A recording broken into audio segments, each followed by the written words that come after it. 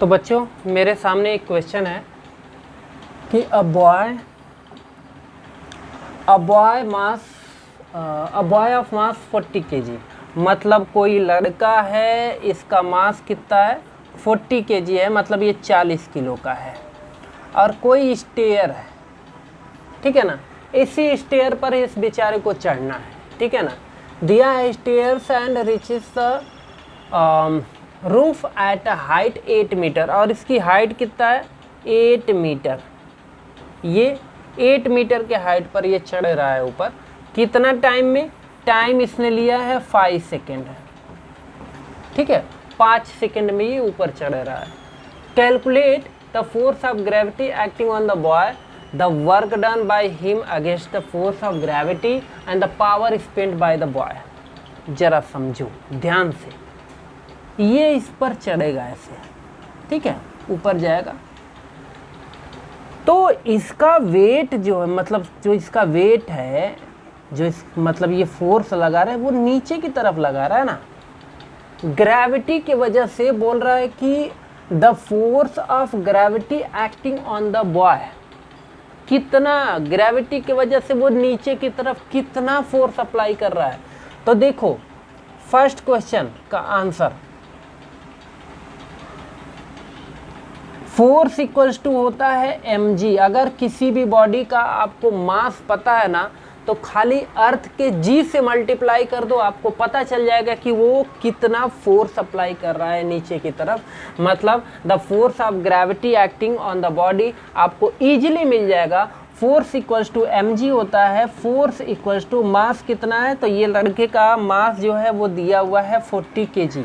कितना है 40 kg, ठीक है ना, 40 kg, ये रहा 40 kg। ओके, तो 40 और g का वैल्यू कितना लेना है, तो देखो अगर 10 दिया रहेगा कि you can take g equals to 10 तो ले सकते हो, कोई दिक्कत नहीं। नहीं दिया है तो 9.8 ही लेंगे, और 9.8 दिया हुआ है लेने के लिए फिर तो कंपलसरी है 9.8 ही आपको लेना है। बट यहाँ पर बोल रहा है कि नहीं, आप g के प्लेस पर 10 से मल्टीप्लाई कर सकते हो, तो फिर हमारी तो बल्ले बल्ले हो गई ना। 10 से मल्टीप्लाई कर देते हैं तो f इक्वल्स टू ये कितना आ जाएगा 400, ठीक है ना। अब ये 400 क्या है न्यूटन, मतलब ये लड़का, ये जो बॉय है, इस पर फोर्स कितना लग रहा है ग्रेविटी की वजह से, तो 400 न्यूटन। सेकेंड क्वेश्चन देखते हैं। सेकेंड क्वेश्चन है the work done by him against the force of gravity. Gravity के अगेंस्ट में जो वर्क करेगा, ग्रेविटी के अगेंस्ट का मतलब ग्रेविटी हमको नीचे की तरफ, हम कहीं भी खड़े होते हैं तो ग्रेविटी हमें नीचे की तरफ खींचता है ऑलवेज, राइट।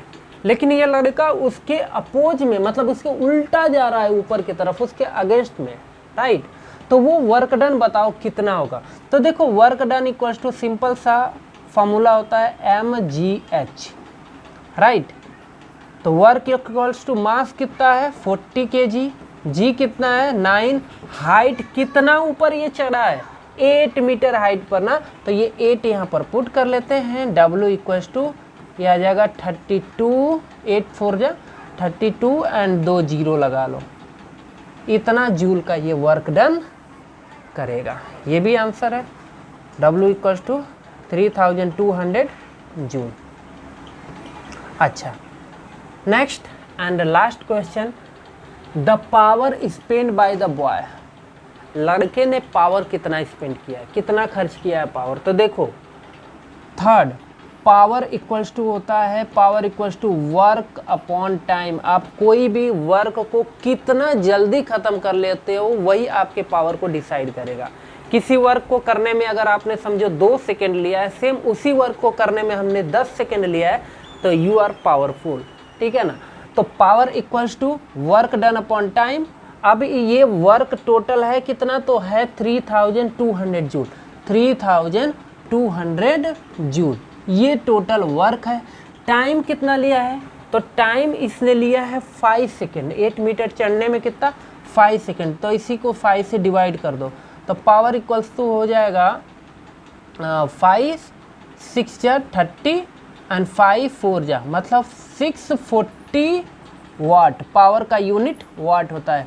ध्यान रखना, कभी भी आप लोग यूनिट लिखना नहीं भूलेंगे, न्यूटन, जूल, वर्क, ये सब वर्क का वाट, सॉरी पावर का वाट, ये लिखना नहीं भूलेंगे। अगर आप यूनिट भूल गए तो फिर सारा का सारा गुड़ गोबर हो जाएगा। ठीक है, तो ये चीज़ ध्यान देना है। ओके, तो नोट कर लिया जाए।